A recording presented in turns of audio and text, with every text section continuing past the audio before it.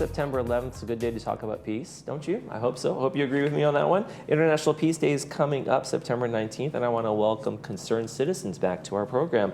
Latifa Taormina. Yes. I was so close. And David Deering, thank you for joining us. Again, thank you for having us. Absolutely. Latifa, tell us about International Peace Day. Tell us about the whole thing. Peace Day has started it's been a long time with the UN. Mm-hmm. They give it a theme every year. Right. And when it began, way back in 2000, began as on the 21st, 2001, they gave it the theme of the culture of peace, developing a culture of peace, and that's the theme this year. Okay. So how do we create a culture of peace? Okay. David has it in 4 words. Oh, you have it in 4 words? Let's hear it. Oh, well, a culture of peace is sometimes not easy to define, but we have civility, community, cooperation, and communication. Okay. Those sound like great starting places. If we could work those into our culture, I think we would be able to achieve peace.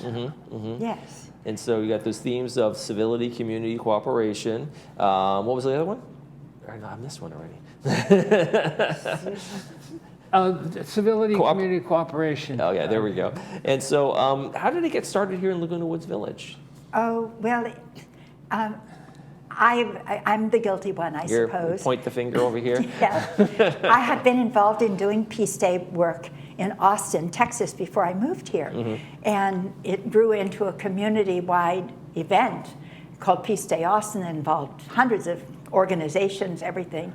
And they, concerned citizens, hosted a talk shortly after I'd gotten here on peace building. So I went to the talk. I thought, oh, maybe they're interested in doing something on peace. So afterwards, I talked to Pat Nelson, who was the host of that particular evening. And so she invited me to come and talk to the rest of the group at Margaret Perlman's house. Okay. And Margaret was alive with that. And Margaret was an artist, and she had this wonderful stuffed person that she had made. Sitting there, I'm talking, and there's this stuffed person on a rocking chair. Anyway, like a little bit of Norman and Psycho. Yeah, so she delighted me, and she was positive about it. So I said to her, well, if your organization is hosting Peace Day, what to you has to be key to anything we might do about Peace Day? And she said, the Declaration of Human Rights, Eleanor Roosevelt's That's a great place to preamble start. to that. And of course, so I looked that up, and that was a feature of our first program, and David was in our first program, and he read that preamble to the Declaration of Human Rights. Right, the freedom from hunger, freedom from... It's that we need, the key one was the rights of people. Oh, yeah. But the key one to me was dignity, that we must respect the dignity and rights of everybody.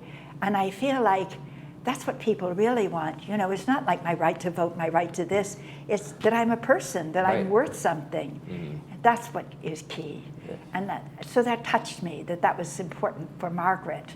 And that's always been central to everything that we've done, is to try to make people feel good about themselves, because if they can't feel good about themselves, they certainly can't help anyone else feel good about themselves. And so kindness was a big feature of the first Peace Day that we did. Right, and now you guys have invited a lot of clubs to this. It's not just you putting on the show, right, David? Right. Multiple clubs are involved in the Peace Day and all the themes around it. Exactly. I'm a big believer in DEI, okay?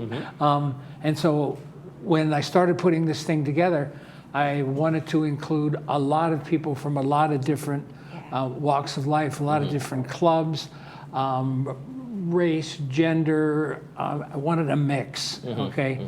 And so we have several clubs, obviously Concerned Citizens, the African American Club, the College Club, Thrive is joining us, Community Bridge Builders, of course, very new organization. in our community, which is trying hard to bridge some of these differences that we have. And so I have about almost 15 speakers, 14 speakers, okay, with some music in between, and going to be a good day. It's going to be a good day. Sounds like it. So it's almost like a kind of a potpourri of international in terms of the representation of the clubs in there, right? You have a little bit of everybody. Exactly. And we have a little bit of an art show. We have afterwards a wine and cheese mingle. Okay, so people can stay after and have a little wine and cheese. And of course, it's free, all right? Are there going to be opportunities, you can have music, but there are opportunities for folks to just kind of do a sing-along as well? We are having, glad you asked. Glad you asked. We are having a sing-along to close the event, okay? And of course, what the world needs now is love, sweet love. There you go, okay? That's a good one. And people will know at least the chorus to that. Sure. We want to end this on an upbeat note. Absolutely. When you think of where you started with Peace Day and where it is now, how have you seen it evolve and grow, and what kind of impact do you think it's maybe made here?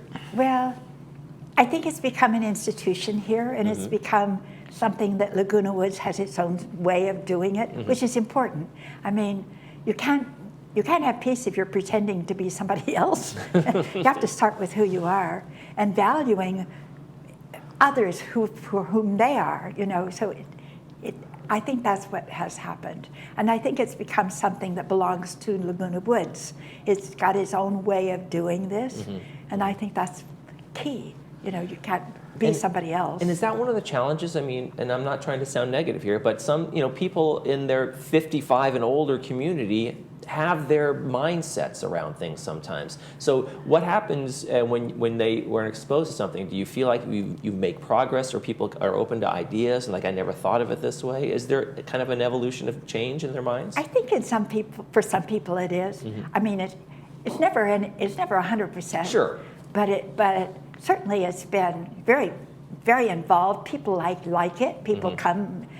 I think last year we had a big hit, and so last year was the first time we did a program followed by this sort of meet and greet, wonderful time together, and that made all the difference in the world. And so everybody loved that. So that made everybody a part of it instead of just a spectator. They own, it's theirs. Yeah. So I don't know. So tell me a little about the music, because I think music is one thing that people of all races, mixing and opinions about the world can come together on and enjoy, right? I believe that music is a universal language, okay, whether the lyrics are in English or not. The music certainly is universal. And we're very fortunate this year to have Mark Hochberg play beginning at 2:30 as the people walk in.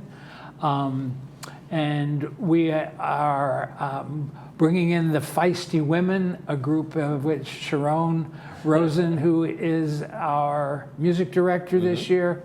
She's a feisty woman. She's a feisty woman. And by comparison, maybe not so much among the other women in that group, okay? So we're looking forward to having them. We have Moki Lund. Many people in the village are familiar with Moki Lund, who just the night before last helped us celebrate the 60th anniversary of Laguna Woods over at Clubhouse 2. The Woods Combo played there, and Moki's the featured singer there. So she will be joining us.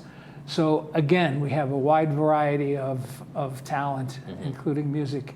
And we also have some people from both theater groups, from the old pros and from the Theater Guild. And then the wine and cheese mingle is kind of one of those things where everybody kind of get together and have that shared experience at the end, right? Towards the end? Yes, and that's the whole point. Right, and just kind of get in there and have those conversations happen. So you're not just watching somebody else talk about what you should do or be or how you should be, but you're part of it. You become part of the family of peacemakers. Well, fantastic. And we want the people who are in our audience to have an opportunity to talk to our speakers. And it's not just all one speech after another. We have some poems, stories. Right. A lot of these pieces are written by the people who are presenting them. So Looking forward to that. Looking little forward to mix. it. It's going to be International Day of Peace, Thursday, September 19th, right here at Clubhouse 7, 3 p.m. They've got readings, music, stories, songs, and more. There's going to be a cheese mingle and wine. Yes. I love that part. So make sure you get out there at 3 p.m. David and Latifah, thank you so much for joining us today. Oh, you're welcome. Thank you so much for having us. Thanks a lot. We're going to be right back with the movie previews for the weekend. Stay with us.